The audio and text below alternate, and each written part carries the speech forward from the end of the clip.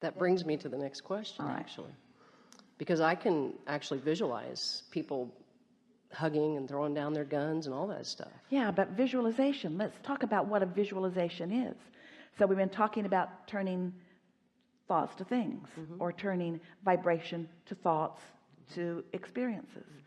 So what is a visualization?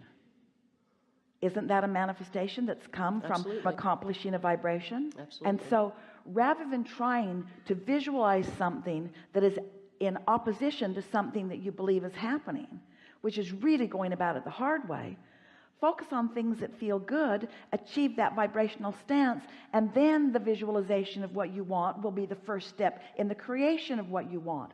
Did you hear that? That kind of happened.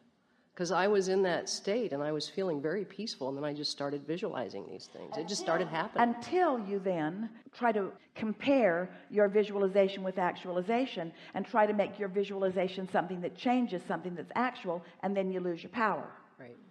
That makes sense. I wondered if my ego was in there too, so yeah. Well, don't be hard on your ego. It's your point of focus. An ego is more conditional.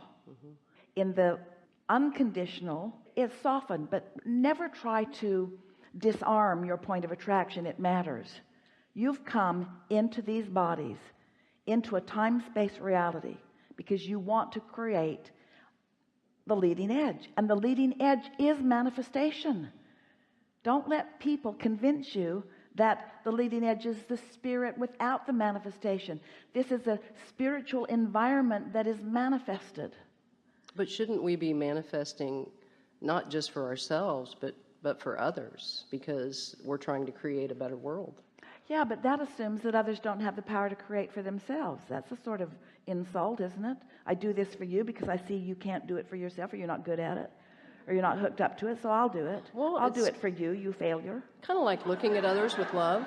Say again? Looking at others with love, you know, and seeing them for the best they can be, and seeing them as their inner being sees them, joining forces with their own inner being. But when you do it for them rather than for your alignment, then you start taking score of whether they're catching on or not. Gotcha. When you do it for your alignment, doesn't matter, and you take score, you're in alignment. Right. Yeah. We're just showing you the path of least resistance. That makes sense. There are a lot of ways of going about it, but we're showing you the path of least resistance. That makes sense.